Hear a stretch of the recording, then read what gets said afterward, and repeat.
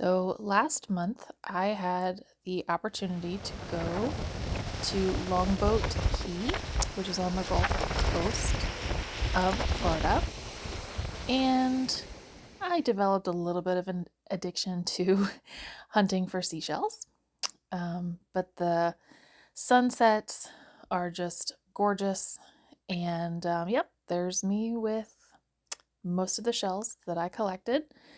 I had an absolute blast doing it. There were a couple of storms that actually uncovered some really cool shells. So this is actually Anna Maria Island, which is north of Longboat Key, and my wonderful stepfather and mom brought home some sand. This is our view from the airplane on the way home. That's Longboat Key on the right and Anna Maria Island on the left. And just look at the color of the water. So I decided we have to make this beach last. I did not want to go home. So after my family brought the sand back home and the shells, I knew that I needed to wash it because I knew I was going to be putting it in resin, and I did not want to trap any bacteria or debris. And so, and the sand is just so soft, but OMG, look what we found in there. I think those are like little bits of shells. So I lined baking sheets with parchment paper, spread out the sand, and followed instructions that I found via Google, putting it in the oven for 40 minutes on 350 degrees Fahrenheit. And sure enough, the sand came out perfectly clean, a little bit crispy. You know how if you were to step onto sand and it's like really, really hot, there's zero moisture to it. So this was my first attempt at a bringing the beach home shadow box. Those are some of the shells that I found, and definitely the sand from Anna Maria Island. And I put them in a shadow box with colored resin. So that one I made without filming because I really wasn't sure how it would turn out. And it turned out so well, and I learned a few lessons from doing it. So I wanted to show you how I do two more. These shadow boxes are from Amazon, relatively inexpensive. So just taking off the backing and removing the white, I guess it's kind of like a cardboard, but it's flimsy. So I knew I needed to reinforce it because I was going to be putting heavy resin and sand and shells on it. So I had some shoe boxes, but really you could use anything that would easily reinforce the, it's like a heavy, really heavy cardstock or a thin cardboard. Anyway, anything to reinforce it that could get resin on it. And I'll show you at the end how I end up removing this cardboard because this shoebox cardboard is so thick that it would not fit back in the shadow box. So I did have to remove it. Another reason why I think these shadow boxes are so special is because we took my elderly grandmother with us to the beach, and she really was not able to go on the beach. And so one of these shadow boxes was for her so that she can look at it every day and still experience the joy of the ocean. Similarly, my family member is in a wheelchair and was unable to go on the beach as well. So another one of these is for them. Shout out to you. You know who you are. So just making sure that they are level. And for my very first attempt, I actually hot glued the cardboard to the shadow box backing, but I realized that that was not a necessary step. So honestly, I just stacked them together, and then I am using painter's tape to create an edge so that the resin does not flow over the edges until I'm ready for it to.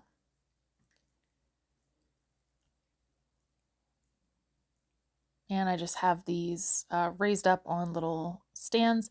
You could use Dixie cups. This is the kind of resin I'm using, and of course it's part A, part B, equal parts mixed by volume, not by weight. This is my resin paste. It's a white resin dye that's on the thicker side. It's not really liquidy. I used 6 ounces total of resin per shadow box. So right now I mixed 6 ounces in each cup, and then I start to divvy it up. The white, I think I only had about 1 ounce total between the two. So roughly a ½ ounce per shadow box. And I was just eyeballing the measurement of the white. I would say for these, you want to make sure it's relatively opaque. You don't want it to be too transparent. So here's the sand, everybody. The sand that I washed and baked. Therefore, it is sanitized.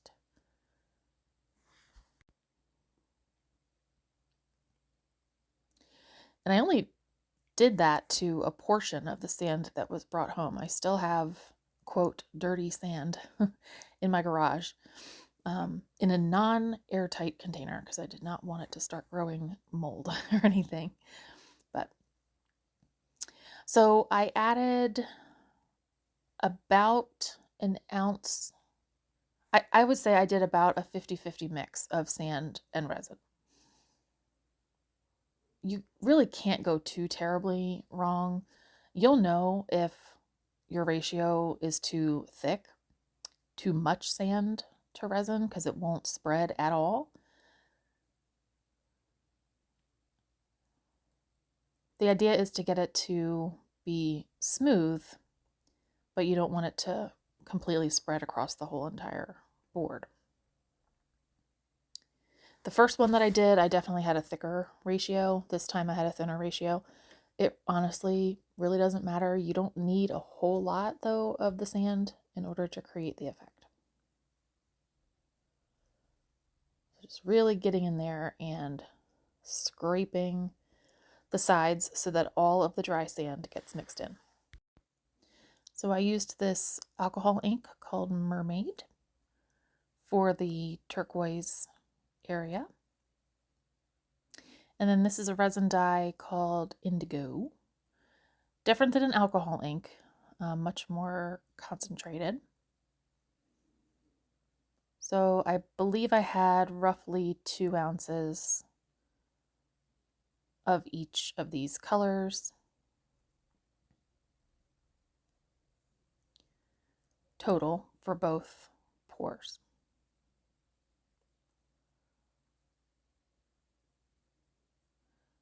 So I take the sand and I use a plastic spoon. Now this is sped up at 5 times speed. So the sand might look runnier than it actually was.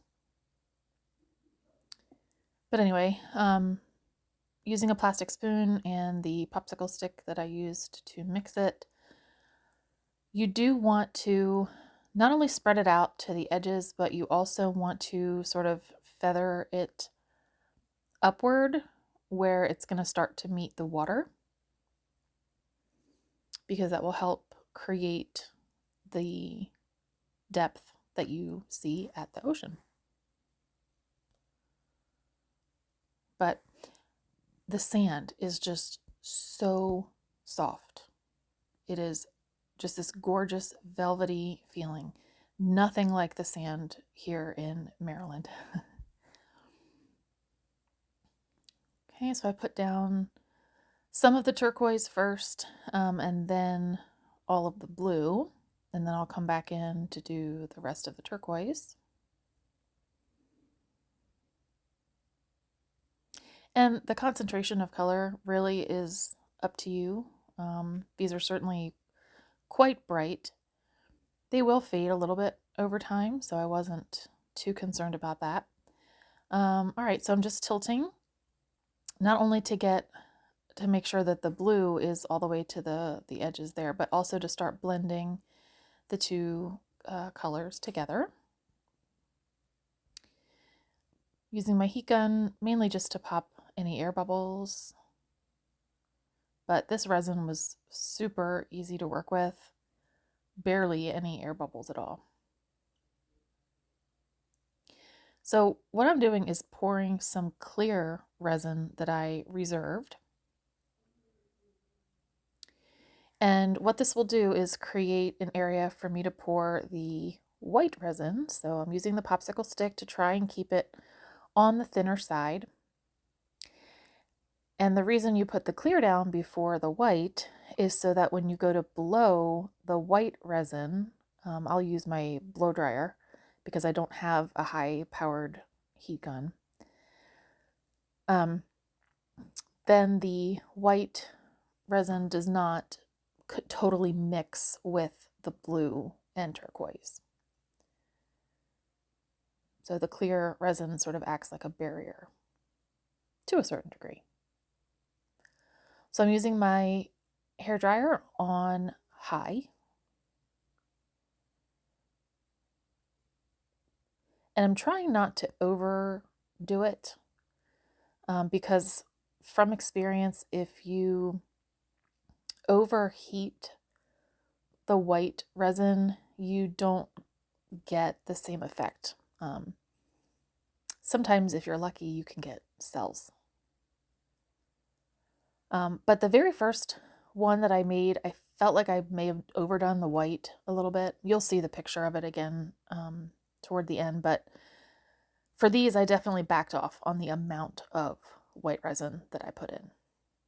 I was a little bit purposefully heavy-handed with the white along the shoreline because I did want to get the effect of the waves crashing on the shore.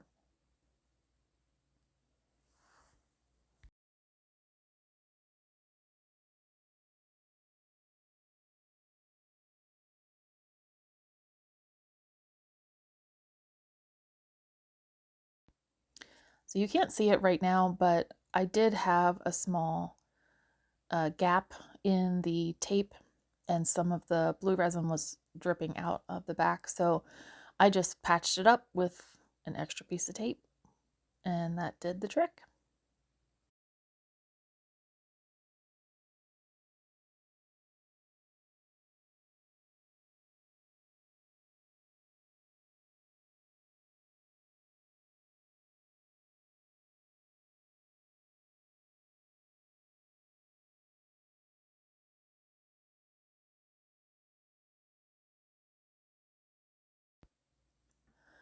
So I got a little excited and I started putting the shells into the resin, and I totally forgot to coat them in clear resin first.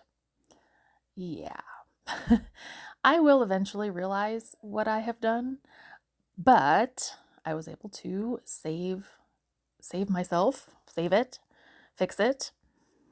But it would have been much easier had I coated these shells in clear resin simply by putting them in a cup with clear resin and mixing it all around before putting them into the shadow box.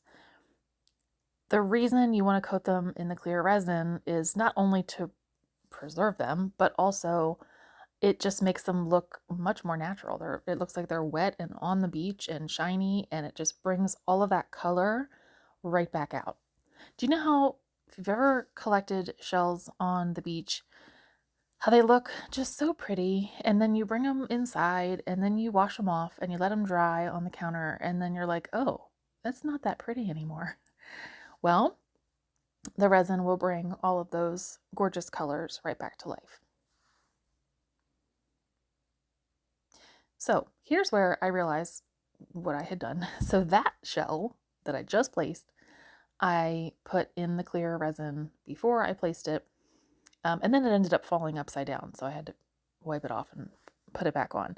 So now I'm just taking a popsicle stick with clear resin and drizzling it lightly and carefully over each of the individual shells, making sure that the resin runs off, coating the entire shell. So not a huge deal. I just was kicking myself because I'm like, I know better than that. So I still had some white resin and I felt like I needed a little bit more. And so I'm going kind of back over the 3 areas on each box. Just being careful not to overheat it too much, because I wanted to keep kind of the distinct waves, if you will.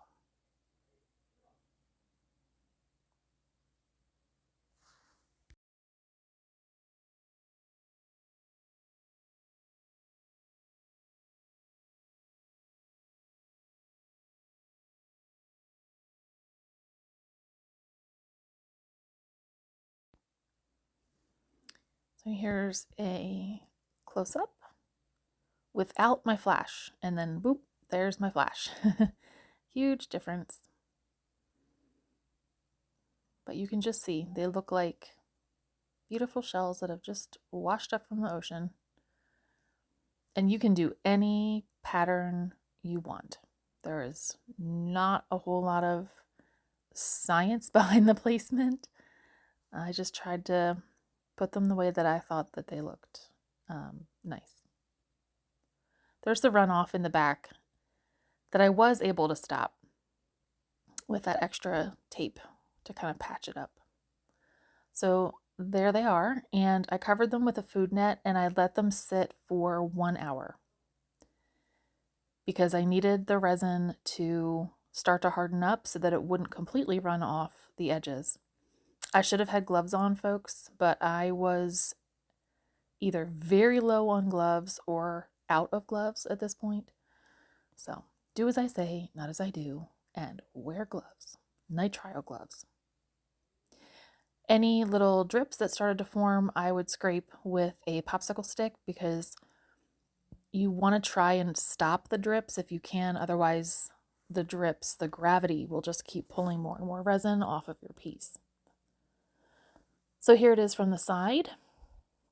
You can see that orange cardboard underneath.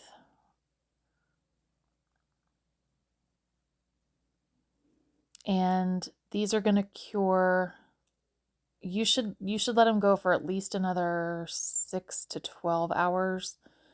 I have another do as I say, not as I do coming up because I let them sit for 24 hours. Oh, look at those cool waves. I did get some cells. I was very happy with that. And it just looks so realistic. I mean, it's just amazing. And I showed you the pictures of the color of the water at that beach. And these colors are not that far off. It's just breathtaking. That one there in the middle, the I think it's a mussel type shell, has like a rainbow sheen to it in certain light. These are the shells that my mom collected. So this one's for her.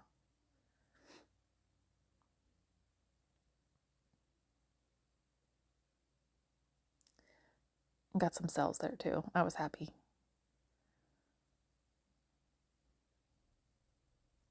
But anyway, I ended up letting these cure for too long, and it made getting the cardboard off of the back more difficult than it should have been. But such is life. Oh, I just love these. And just another reminder, catch your drips so they don't keep pulling resin off of your board.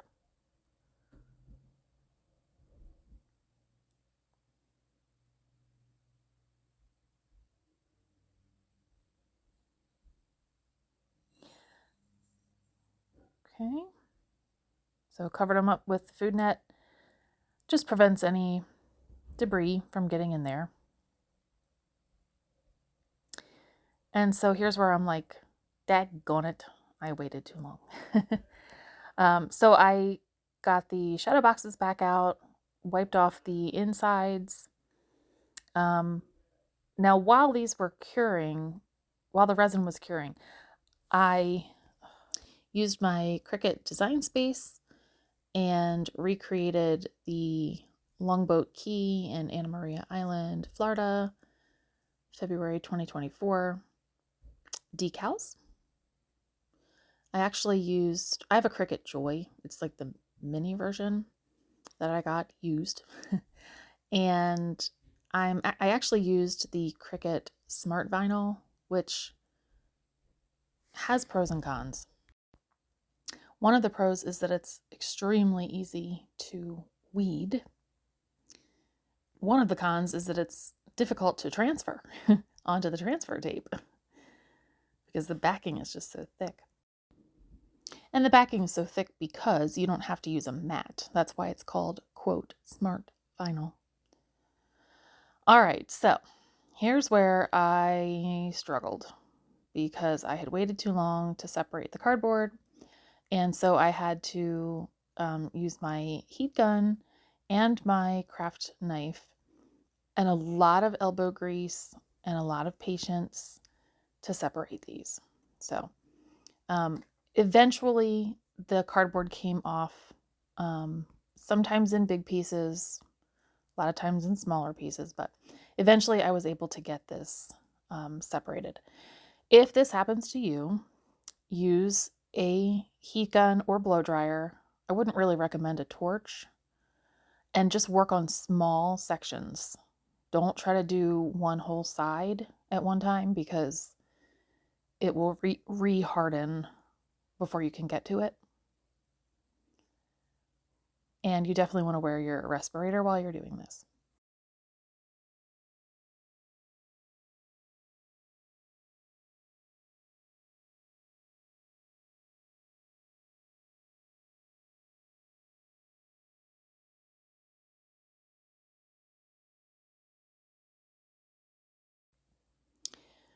So I cleaned the inside of the glass just one more time.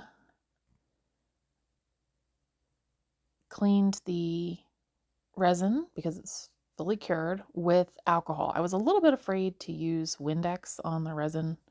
I didn't know how that would react, so I just used alcohol. I did sign the back, even though, again, no one's going to see it. And then it just fits like a glove. One thing I haven't mentioned, you have to make sure that your shells are not so tall that they're going to cause an issue with closing this up. I definitely push the limits. That one side, see how it's not closing completely? And that's where the thickest shell is. However, I wasn't that concerned because the rest of it closed up just fine. And it's not gonna cause any integrity issues. People obviously need to be delicate with this anyway. It's a frame. So I kept the corner pieces that came with the packaging, and so that way I could keep it nice and secure until it gets to its new home.